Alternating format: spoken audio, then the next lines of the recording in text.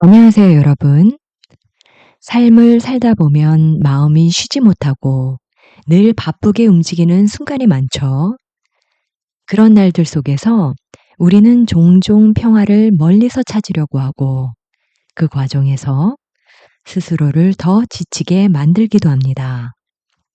하지만 에크하르트 톨레는 우리에게 조용히 말해줍니다. 평화는 먼 곳에 있는 것이 아니라 바로 지금 여기 내 안에 깃들어 있다고요. 마음을 잠시 멈추고 지금 이 순간 존재하는 나를 있는 그대로 바라볼 때 비로소 평화가 찾아온다고 합니다. 오늘 영상에서는 그 고요한 순간을 마주하는 방법과 마음 안의 평화를 스스로 느낄 수 있는 작은 안내를 함께 나눠보려 합니다. 천천히, 그럼 편안하게 따라와 주세요. 삶에는 모든 것이 잘 풀리는 시기가 있는가 하면 무엇 하나 뜻대로 되지 않아 무너지고 위축되는 시기도 있습니다. 하지만 새로운 것은 언제나 이전 것이 사라진 다음에야 찾아옵니다. 하나의 주기가 끝나야 다음 흐름이 시작되는 법이니까요. 삶은 늘 상승과 하강의 리듬 속에서 움직입니다.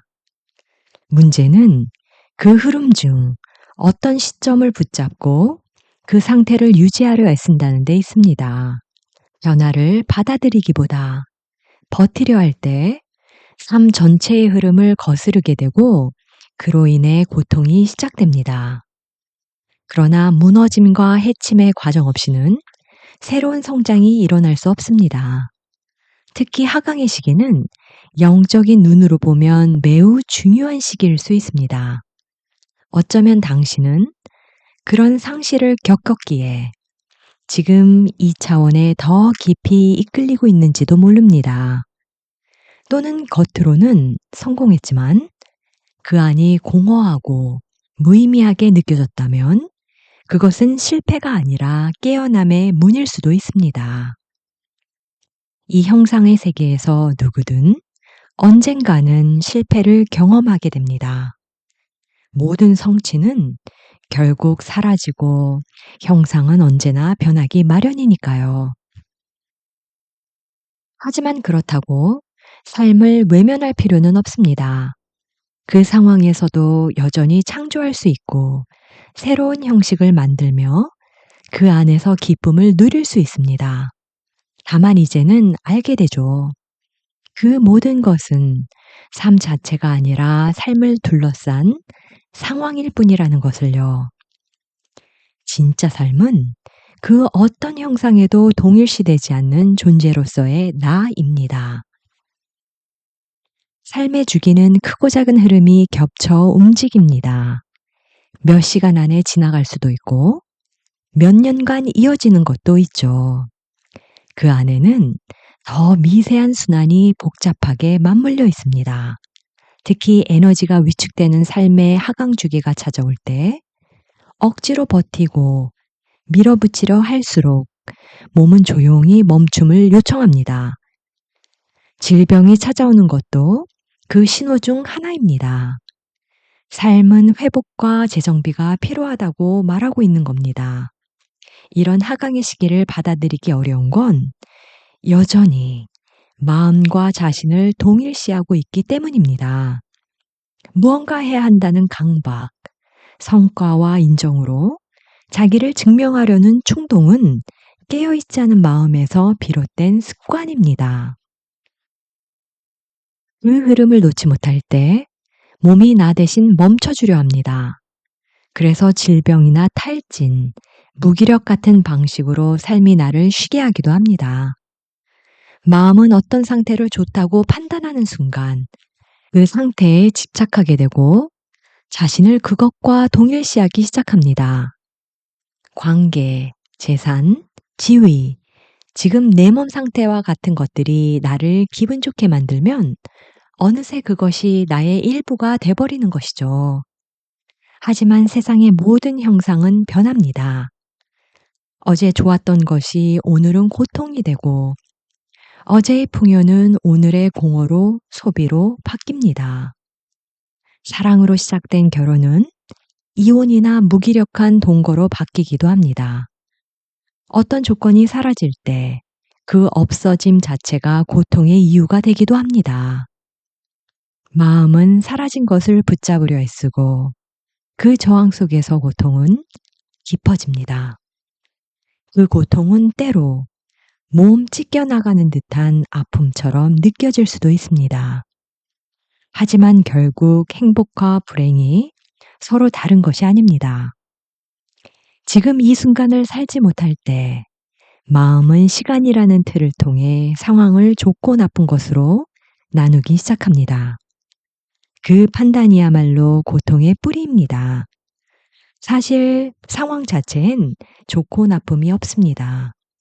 그건 전적으로 마음의 해석이 만들어낸 개념일 뿐입니다. 삶에 저항하지 않는다는 건 지금 이 순간에 충만하게 머무른다는 뜻입니다. 일이 잘 풀리든 그렇지 않든 조건이 어떻든 내면이 크게 흔들리지 않게 됩니다. 삶이 꼭 어떤 모습이어야 한다는 전제가 사라지기 때문입니다. 아이러니하게도 형태에 대한 내적인 의존이 사라진 뒤에는 삶의 외적 조건들이 점점 자연스럽게 흘려가기 시작합니다. 예전엔 행복을 위해 반드시 필요하다고 믿었던 것들, 사람, 물건, 상황이 이제는 애쓰지 않아도 저절로 찾아오고 그것들을 집착 없이 누리며 진심으로 감사할 수 있게 됩니다. 물론 그것들도 다시 지나갑니다. 삶의 주기는 계속 순환하고 형상은 끊임없이 변합니다. 하지만 그 변화 속에서도 두려움이 더 이상 발붙이지 못하게 됩니다. 이제는 압니다. 나는 그것들이 아니라 그 모든 것을 바라보는 존재라는 것을. 외적인 것으로부터 오는 행복은 본질적으로 얕습니다. 그것은 존재의 기쁨, 즉 저항하지 않는 상태에서 피어나는 내면의 생생한 평화를 잠시 비추는 그림자일 뿐입니다. 존재는 우리를 그 이분법 너머로 데려갑니다. 형태에 대한 의존을 넘어서 지금 이 순간 있는 그대로의 나로 살아가도록 이끌어줍니다. 설령 삶이 무너지고 모든 조건이 사라진다 해도 내 안에는 여전히 고요하고 단단한 중심이 남아있을 것입니다. 그 순간 나는 비록 행복하지는 않을지라도 불완전한 현실 속에서 분명한 평화를 느끼게 될 것입니다. 내면의 저항은 언제나 부정적인 감정의 형태로 드러납니다. 그리고 그 모든 부정성은 곧 저항이기도 하죠. 이 문맥에서 저항과 부정성은 거의 같은 말이라고 할 수 있습니다. 부정적인 감정은 아주 사소한 짜증이나 조급함에서부터 격한 분노, 억눌린 원망, 우울함, 그리고 극단적인 절망에 이르기까지 다양한 얼굴로 나타납니다. 이러한 저항이 감정의 고통체를 자극하면 작은 자극에도 격렬한 반응이 일어나고 깊은 슬픔이나 분노가 갑작스럽게 폭발해버리기도 합니다. 그 감정에 자신을 동일시할 때 우리는 그것을 놓지 못하게 됩니다. 무의식 깊은 곳에서는 심지어 긍정적인 변화조차 원하지 않게 됩니다. 왜냐하면 그 변화는 우울한 나, 화난 나, 상처받은 나라는 마음이 붙잡고 있던 정체성을 위협하기 때문입니다. 그 정체성이 무너지면 자신이 누구인지조차 불분명해질 수 있기 때문입니다. 이런 동일시는 삶에 찾아온 긍정적인 가능성조차 부정하거나 스스로 망쳐버리는 방식으로 나타나기도 합니다. 그 반응은 흔하지만 사실은 무의식의 착각에서 비롯된 것입니다. 지금 주변의 식물이나 동물을 가만히 바라보세요. 그들은 말없이 삶을 가르칩니다. 지금 이 순간에 온전히 머무는 법, 있는 그대로 받아들이는 법, 나와 나 자신으로 나뉘지 않고 하나로 존재하는 법을요. 그들은 꾸미지 않습니다. 분열되지 않습니다. 그저 자신으로 살아갑니다. 그리고 삶과 죽음을 있는 그대로 받아들이는 자유를 보여줍니다. 반복되는 부정적인 감정도 하나의 메시지입니다. 삶의 방향을 바꾸라는 신호일 수 있습니다. 하지만 의식의 변화 없이 일어난 변화는 겉모습만 바뀌었을 뿐, 감정의 뿌리는 여전히 남아있게 됩니다. 해답은 단 하나입니다. 지금 이 순간에 더 깊이 머무는 것. 현존의 상태가 충분히 깊어지면 더 이상 무엇이 부족한지를 알려주는 감정이 필요하지 않게 됩니다. 하지만 아직 부정적인 감정이 남아있다면 그건 조금 더 깊이 지금 여기에 깨어 있으라는 신호입니다. 내면에서 부정적인 감정이 올라올 때마다 이렇게 말하는 듯한 내면의 속삭임을 떠올려 보세요. 지금이야. 여기야. 깨어나. 생각에서 나와. 지금에 있어. 아주 사소한 짜증이라도 가볍게 넘기지 마세요. 그 감정은 반드시 인식되고 관찰되어야 합니다. 관찰된 감정은 사라지기 시작합니다. 그 감정을 바라본 뒤 깊게 숨을 내쉬어 보세요. 그 단순한 호흡조차도 다시 나를 지금 이 순간으로 데려다 줄 수 있습니다. 충분히 바라본 뒤에는 그 감정이 옅어졌거나 완전히 사라졌음을 느끼게 될 것입니다. 점점 쉬워집니다. 모든 감정을 같은 방식으로 바라보고 녹여낼 수 있게 되죠. 그 순간 에고의 감정을 녹여 없애는 열쇠를 갖게 된 것입니다. 반대로 관찰되지 않은 감정은 내면에 쌓여 고통의 덩어리로 굳어지게 됩니다. 중요한 건 깊이 분석하거나 판단하는 것이 아니라 그저 조용히 바라보는 일입니다. 판단 없이 마음을 열고 지켜보는 것, 그것이면 충분합니다.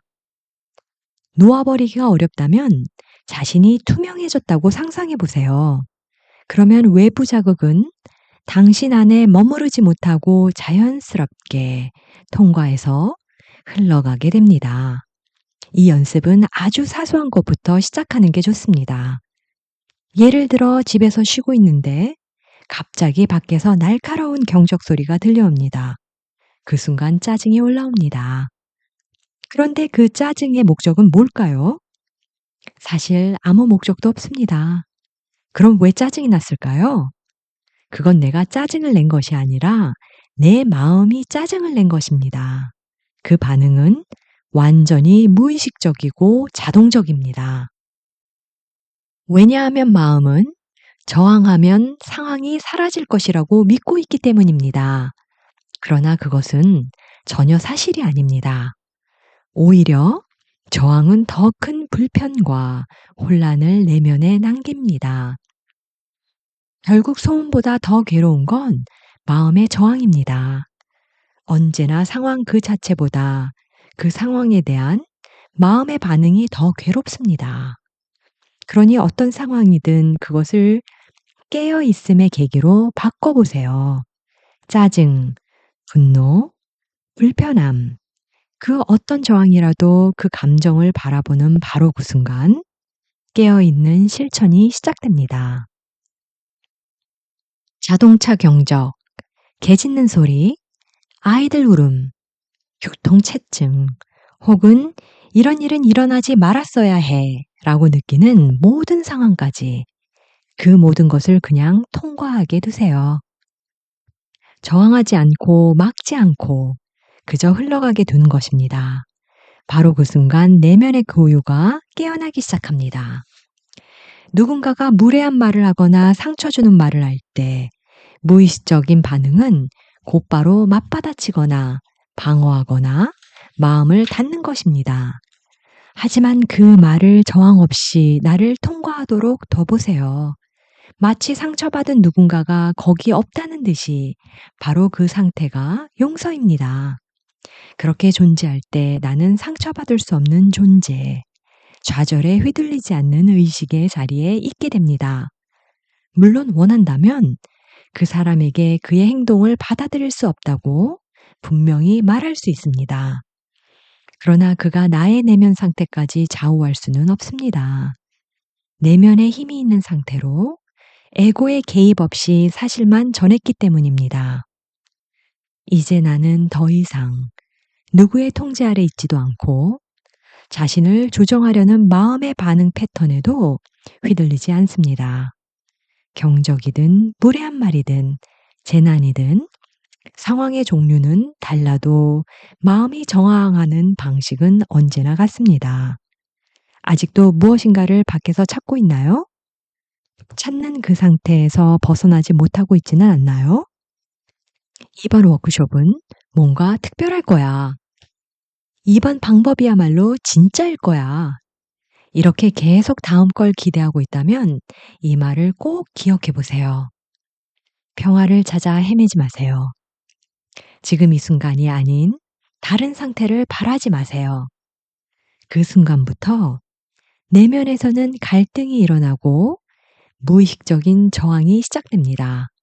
지금 평화롭지 못한 자신을 용서하세요. 그 상태 그대로를 인정하는 순간 조용히 평화로 바뀌기 시작할 것입니다. 무엇이든 온전히 받아들이기만 하면 그것이 곧 나를 평화로 이끕니다. 그것이 바로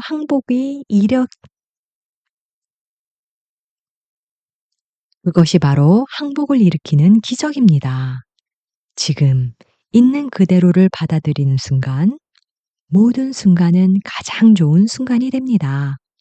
그것이 깨달음입니다.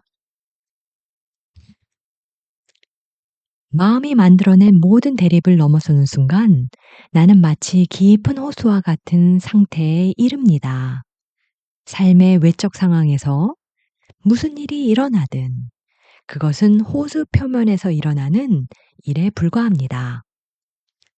흠은 때로는 고요하고 때로는 바람에 일렁이며 거칠어질 수 있지만 그 깊은 아래 호수는 항상 흔들리지 않으며 고요합니다. 나는 이제 호수의 표면이 아니라 호수 전체입니다.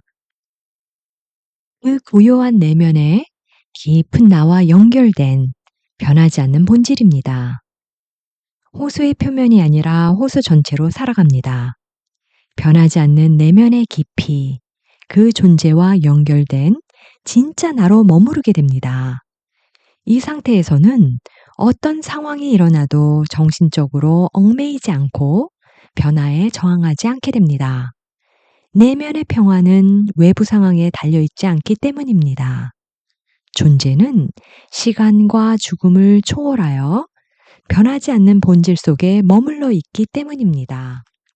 더 이상 외부 세계의 성취나 인정에 의존하지 않게 됩니다. 그러면서도 외부에서 벌어지는 모든 변화는 여전히 즐길 수 있습니다. 그들과 놀이하듯 어울리고 새로운 형상을 창조하고 그 안에 깃든 아름다움과 경이로움을 감상할 수 있습니다. 하지만 이제는 그 어떤 것에도 집착할 필요를 느끼지 않게 됩니다. 내 존재를 자각하지 못하는 한 나는 다른 사람의 진짜 모습을 볼 수 없습니다. 그저 상대의 겉모습, 생각, 성격 같은 것에 반응하고 호감을 갖거나 거부감을 갖게 될 뿐이죠. 진정한 관계는 존재의 자각이 있을 때에만 가능합니다. 존재로 세상을 바라보면 상대의 몸과 마음은 마치 그 사람의 진짜 모습을 가리고 있는 얇은 화면처럼 느껴집니다. 그 너머에 있는 실제, 그 사람의 본질을 마치 내 존재를 느끼듯 직접 알아차리게 됩니다. 그래서 누군가의 고통체나 무의식적인 행동을 마주해도 나는 지금 이 순간에 깨어있는 상태를 유지한 채 그의 외형 너머를 바라보고 그 안에 맑고 빛나는 존재가 있다는 걸 느낄 수 있습니다. 존재의 차원에서는 모든 고통이 환상임을 알아차리게 됩니다. 고통은 언제나 형상의 나를 동일시할 때 생겨나는 것임을 알게 되죠.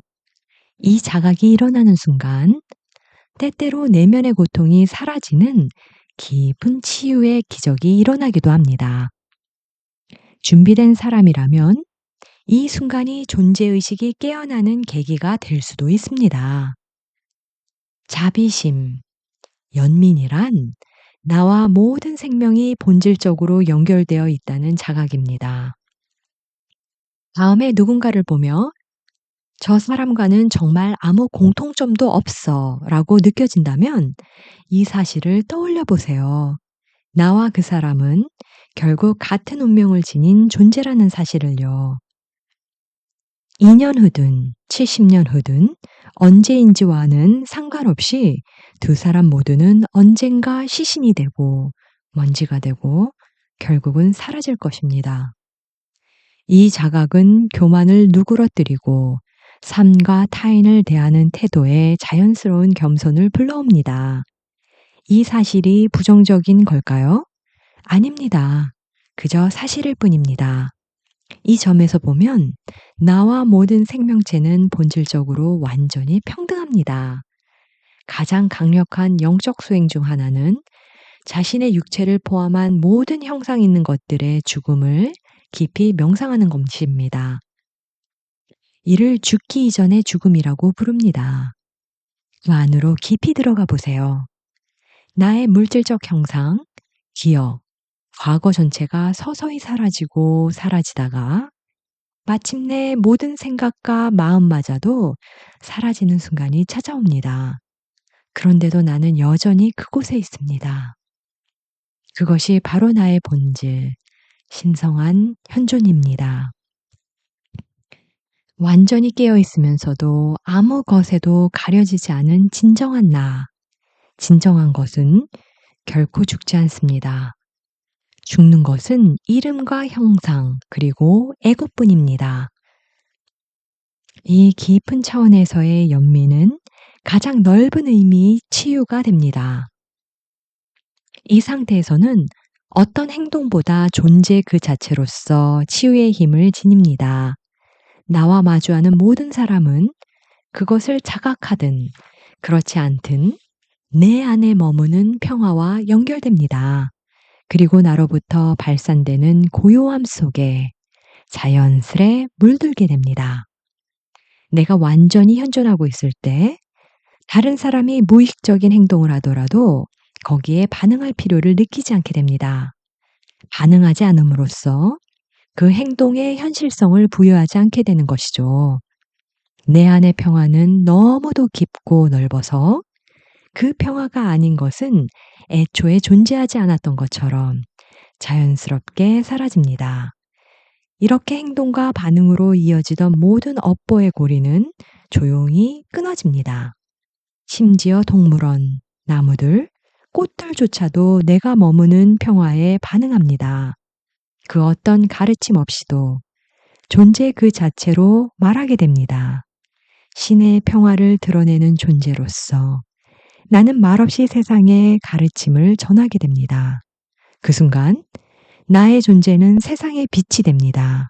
순수한 의식이 흘러나오는 하나의 통로로서 나는 고통의 근원을 밟고 지나가며 세상에서 무의식을 걷어내는 빛이 됩니다. 이야기 속에서 잠시라도 내 마음속 평화를 느낄 수 있었나요? 진정한 평화는 거창한 곳이나 먼 미래에 있지 않습니다. 우리가 매일 겪는 일상의 순간 속 숨을 고르고 자신을 바라볼 수 있는 작은 틈 안에 이미 깃들어 있습니다. 오늘 영상이 여러분에게 조금의 쉼과 따뜻한 울림이 되었길 바랍니다. 바쁜 하루 속에서도 마음의 고요를 기억하고 스스로에게 친절하게 하루를 마무리하는 시간을 가져보세요. 함께 해주셔서 감사합니다. 빨강구두였습니다. 여러분의 오늘이 조금 더 평화롭고 편안하길 바랍니다.